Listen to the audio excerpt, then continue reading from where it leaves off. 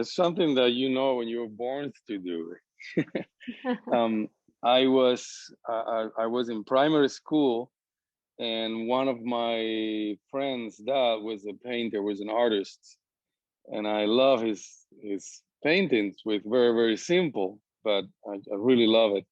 So he came to school, and he actually gave for free classes to the students, and I got there to get in those classes. And I love it, and that's how I really got into it. One time he bought a painting, and we never forget this. I was coming from school at noon for lunch to the house, and when I got to the house, I walked through the living room, and when I looked to my left, I saw there was a big painting of a landscape, and my heart stopped in front of that painting, and that moment I said, this is what I want to one day do. This is just the best thing I ever seen. I guess it has changed through times too. Now, anything that change reality in any way, to me, is an act of creation. So, and I would say art is creation. It's also something that has evolved to this. Um, so in my case, I always say that I try to find an object, and I try to mate it with another object, so it would change the original meaning of what it is. So I used to do, when I was in Cuba, I used to make things with other objects to change the original meaning. Like I used to do, for example, something, an object of security made of a very weak or a very fragile element, and it would change how secure it was. So now I still do the same. It just changed the objects and with what I made it. And when I came to US, um, the target changed, because before in Cuba was very political. Cuba is a very political nation with the circumstances over there. So everything was like criticizing the system. And that was mostly every artist, that's what they do there. So when I got here, you can really say whatever and not have consequences, because there's freedom here, and you can do that in the United States, which is wonderful, and which I love. But then I started learning about more like global problems or global circumstances that needed, in this case, my art's attention, or it moved me. And so it was more about finding objects that would show interconnectedness between all of us together, and between nature, because I thought that was the problem, that man nature was kind of getting far from each other. In an idea, because we can't really get away from nature, but it's in our mind. And also the division of races or religions, or things that kind of are still problems in the world. But when you were living in an island where everything is controlled, you just think about what are you going to eat today. So but anyway, so that's how I got to the basket weave, because it's an organic or a natural element that I can use to show interconnectedness between all of us as one, how every thread is important to create a whole. And that's how I got to it. But before, I did also some paintings with feathers, white feathers, and leaf, making other objects with that. But now it's just mostly basket weave, because it creates a signature, which is also important, I think, to sell, to make a living and create more art, which is why I'm here, to create art, and it helps me. And I love it too. It's very cool. I was just then thinking, what object could I use that would show interconnectedness, and something that you had to weave together, so every thread is important to the whole. So that's why I did some with feathers, some with leaf, like they're little organic objects that you can use. And then the basket weave, which I know that I have seen before that some baskets, which is made of basket weaving, and and all the little animals or whatever. But it never came to my mind till I had the thought, what can I use to accomplish this? And then I was just looking around, because that's what we had to feed us with, was around us. And then I saw one time, I don't remember what it was, but then I was like, yeah, I could use this. And then the problem was, how would I would paint huge paintings, because using that technique, which was what it took me a while to develop, so I could do a lot in less time. Otherwise, it would take years to do a single painting. And also getting even beyond that, because it's like an organic, like natural element. Then I was in Cuba one day, and I was painting there. And one of my trips back to Cuba, I used to take stretchers and canvas, and I used to paint there too. And then just I realized that everybody in the small village where I was born did everything by the waning moon.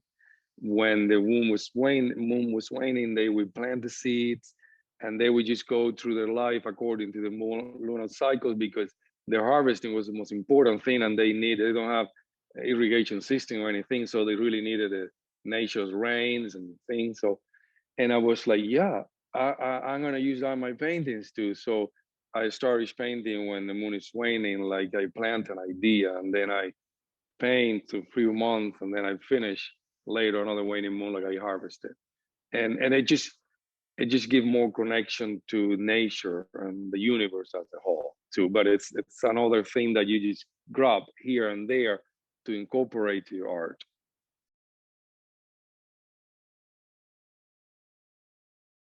Yeah. There's one more thing that makes you and your expression so individual and so specific. Because when I was reading all these details about you, I was like, it's like every single aspect of the media, of the technique, of the size, of the moment when you start the process has some type of symbolism, which is amazing. Yeah. But let's talk about your creative moments. Like, how do you start a creative day? What is it like to be you at the studio one day when you need to start creating an idea? Well, the ideas happens anywhere, anytime, because I'm always thinking and looking ways of that I can incorporate. And so while I paint, I listen to books and YouTube videos all the time and things, and it just grabbing phrases that would trigger something in my mind, and I will write it down, and then I will think, this is for one painting, or this is something big for a series of paintings.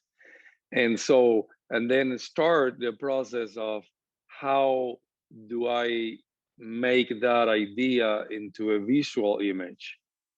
And so it's another movement, searching, a movement of thoughts and searching some, how do I express this best? How do I represent what I want to say with image? So yeah. So it seems like you take inspiration from anything around you. It can be a word, Yes. it can be an image, it can be nature, it can be a moment, which is It can what be we a want. share, it can be Yeah, anything. and we want the patients to understand that Yeah. artists, we look around and we get Yeah. inspired for simple little things that maybe someone takes for granted, but for us it's Yeah. like Yeah. the beginning of an idea, and Yeah. that is Yeah. what you're describing.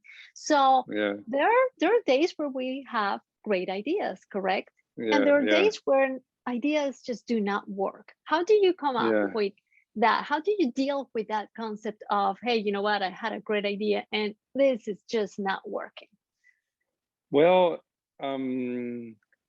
I guess I get goosebumps, and I know when they are really meaningful, or when it feels good, when it feels easy, when I know that it's very arbitrary, so it will impact the viewer. And because we usually don't make anything new. Only few people are able to make something that never been made. We use what that's like evolution of humans. We use what already everybody, all the people created, and we just see in a different way, and we just make a little one step more complicated or in the evolution of life. So that's how I know in that I try to find things that I can see it differently.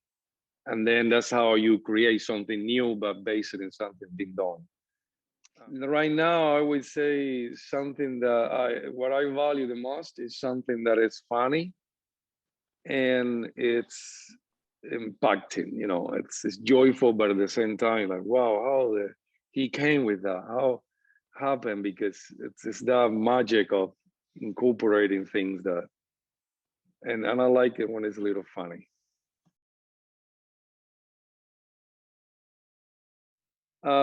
I was reading a book of the Science of Getting Rich by Wallace D. Wallace. I think that's the name of the author.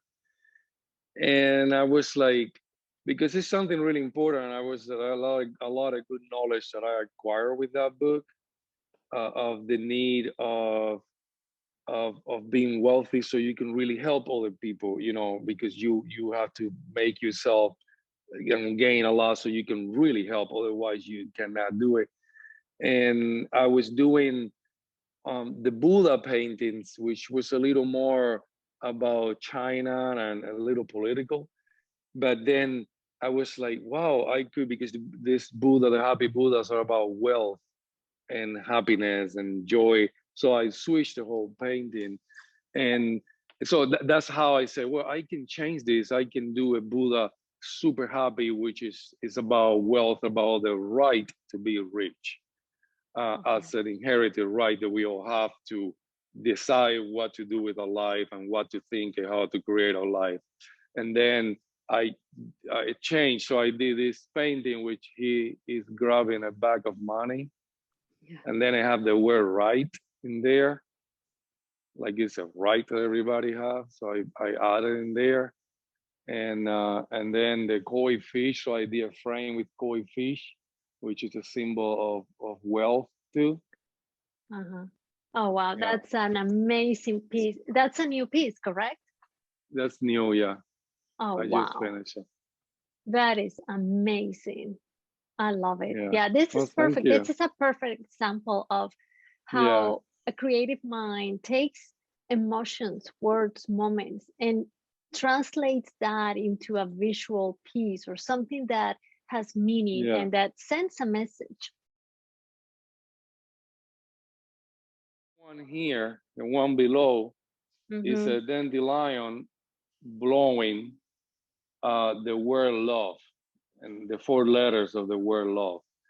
And the idea came to me because I wanted to emphasize on how important it is to wish something. Because when you wish something, you put energy into it and you kind of attract it to you. So I was looking, I said, well, how do I express something that we wish? And so the dandelion is a little thing from nation that you grab and you think of a wish and then you blow and you let it go, thinking that it's going to come back to you, right? So I was like, well, I want to wish love. And so then I got together the word with the dandelion, and that's how it came to life. That's how the idea came to life, you see. Because I wanted to make like a super happy painting. So it's like a wishing party, wishing joy, wishing fun. And then I did the maracas dandelion. These are great examples. This one is the superheroes one, Super Dream, which it was a series that I was doing that I finished. It's called Collective Dreams. And the original idea was about same thing, how to achieve the dream of our life, the things we want. And I did a lot of paintings related to that, but this one specifically, I wanted to focus on the power of the dream. And so I was like, well, superheroes are superpowers. So I just want to make all of them dreaming together to achieve a super dream or something that you really want in your life is important. That's why it's called super dream. You can see the letters super Yes. dream underneath. Yeah. Wow. And this one took a lot of time to complete because they have a lot of, Oh, you can even see from here. look at the details. It is just amazing. And the size, you know, you normally work on very large canvas. Yeah, this is 16 feet. I like to work with bananas. Oh, I see it This because one. of the, oh, that one. Yeah, this is a banana cathedral. I think it's not an accident, but it's not a super plan either. It's just doing some paintings. I kind of do it because I it's a commission and I had to do it, or some things I believe I'm gonna sell quick, and then I do those. So I keep my long vision of the plan, doing the work that I consider very serious. Um, so I do have a plan, but mostly it's like I would say 2 years Yeah. ahead. Do you keep sketchbooks everywhere? And Yes. are those the place? Because Well, one of the one things at that a I do time. is, I have only one sketch at a time. Then I finish and I use another one. but you do have many, Yeah. like throughout the years. Yes. Yes. Yes. Because I encourage the patients to sketch, to have the sketchbook as something where they can Yeah. go if they're Let me taking a see. walk and they see something nice, then come back and maybe take a picture with your cell phone and then go ahead and sketch. If you see something somewhere or you hear something, then go ahead and sketch it, because that can be part of a future piece of art. Not necessarily Yeah. that by itself it will be, but sketching, I think, is so awesome. This it's one that I just finished, and Okay. you see it's all beat up because I had it for so long. But it has um all the things like a diary and drawings. You see, those are ideas which I never did, but I did all the drawings of the things. I see. And actually, this is when my other kid was born. You see, so this one I did was an eagle. Oh So wow. yeah, Yeah, it's it's an like amazing sketchbook. I mean, I so like the it because moons, all the moons when I start painting, when I finish, you see the drawings. So it's like a diary with the drawing. That when I started doing the cathedrals, you see, there's another cathedral there. So yeah, I love to do that because you kind of come closer to more and more ideas. That's the dandelion you see with the maracas, mm-hmm. and that's how um, you kind of refine the idea to what exactly is that you want.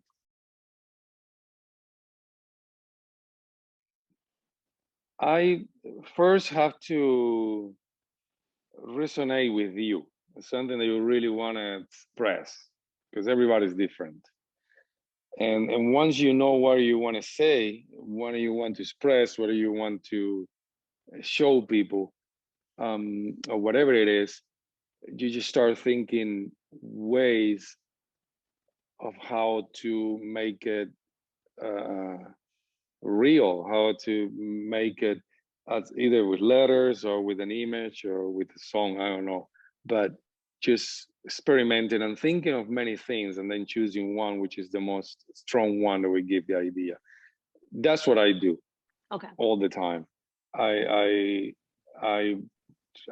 had to feel good within me, and then it's really fun because you don't have any clue of how many things are in your mind that are so valuable, and they just come out and you say, wow, this is so evident, and it's not that complicated and it works perfect. And so that's it, feel it, and then know what it is, and you know it when you feel it, when it feels good, and write it down and give different choices, apply different choices of different things how to do, and then choose the best one.